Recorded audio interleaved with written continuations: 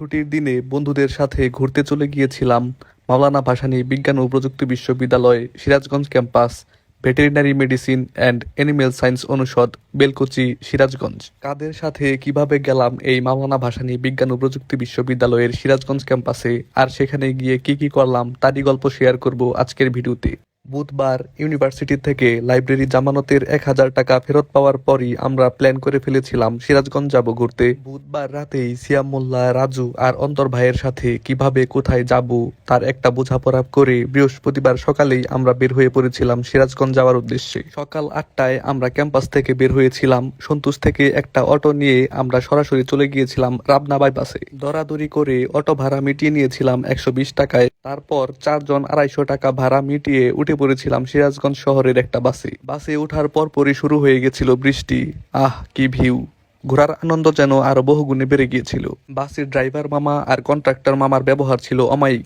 Contractor মামার কথা শুনে আমাদের বন্ধু প্রান্তর কথা মনে পড়ে গিয়েছিল। সিরাজগঞ্জের সয়দাবাদ থেকে সিএনজিতে জনপ্রতি 50 টাকা ভাড়া দিয়ে আমরা রওনা দিয়েছিলাম মাওলানা ভাসানী বিজ্ঞান ও প্রযুক্তি বিশ্ববিদ্যালয়ের সিরাজগঞ্জ ক্যাম্পাসে। সিরাজগঞ্জের এই মডেল মসজিদটা আমাদের ক্যাম্পাসে যাওয়ার পথেই দেখতে পাওয়া যায়। সিরাজগঞ্জের সুন্দর সুন্দর রাস্তাঘাট, রাস্তার পাশে গাছগাছালি আর ধানক্ষেত দেখতে দেখতে আমরা চলে গিয়েছিলাম আমাদের ক্যাম্পাসে।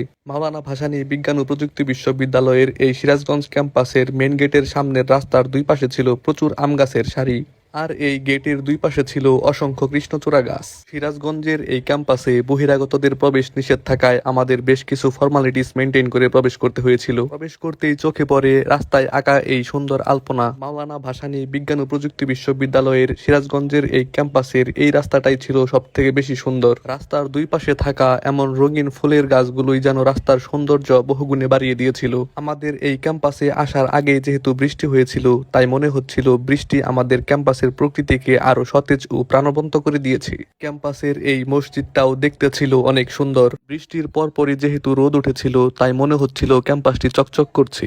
তাছাড়াও ক্যাম্পাসটি ছিল অনেক পরিষ্কার পরিচ্ছন্ন, কোথাও কোনো ময়লা দেখা যায়নি। মাওলানা ভাসানী বিজ্ঞান ও প্রযুক্তি বিশ্ববিদ্যালয়ের সিরাজগঞ্জের এই ক্যাম্পাসটি যে শুধু ফুল দিয়ে সাজানো তা নয়, এই ক্যাম্পাসটিতে রয়েছে বেশ কয়েক ধরনের ফল গাছও।